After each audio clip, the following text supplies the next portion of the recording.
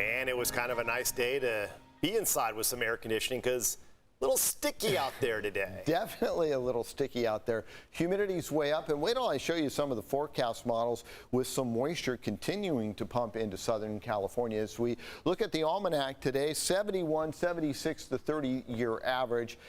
Overnight lows, pretty darn close, 63, 66. Rainfall totals, I don't even want to talk about that. It's just woefully behind it, basically a 30% deficit. Again, over the past 5 years, we've had 1 year that has been just about average. The past 5 years, 4 out of those 5 below average, and some really below average. 95 in Ramona today, Valley Center 96, 92 for the folks in Alpine as you get a little bit closer to the coastline because of that marine layer that hung right along the beach as it kept things mild. In fact, a little below average downtown, 71, 76 in Encinitas. That's because the thermometer is off the beach and about a mile inland. The same goes for the folks up in Carlsbad. That's at the airport. But 72 degrees for you folks in Oceanside. That thermometer for the official report is in the harbor. In the deserts, hot. 110 Julian, 92. That's looking east from Mount Woodson towards Ramona, and you can see those clouds in the background. That is that monsoonal moisture. High pressure persists, keeping inland hot. The monsoon continues with a chance of thunderstorms again tomorrow, and then the high exits as the Catalina eddy arrives midweek.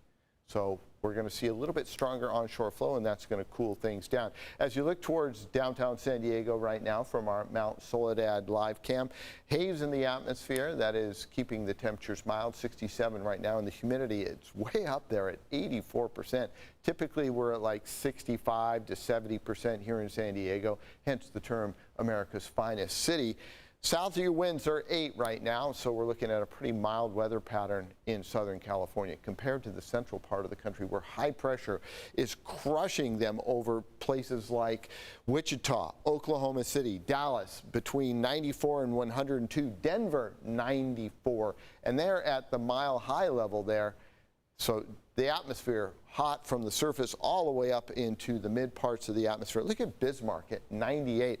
A nice evening in New York at 78, but a little humid. And then you come out west, it's 73 at the Civic Center in Los Angeles.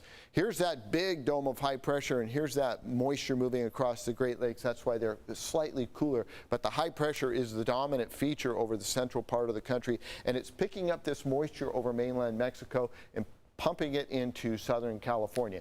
Now watch what happens here. This is tomorrow morning. You can see the atmosphere relatively dry. I'm going to put this into motion. You can start to see a pulse of monsoonal moisture coming in, bringing that chance of thunderstorms. And then watch this wave come through. No thunderstorms, but that's all moist air coming into Southern California and scoots on out of here by Tuesday. So not enough to bring thunderstorms, but enough to make the atmosphere sticky. There's the thunderstorms even into the eastern parts of the inland microclimates, 93, 76, 77, 76, pretty close to average throughout the work week. And then the low moves through and cools things down in the inland areas as the effects of that Catalina eddy come in. The folks in the mountains, you're not going to see a whole lot of cooling. You'll stay low to mid 90s in the desert. Searing heat, 114 on Thursday. So it's going to be very, very hot out there.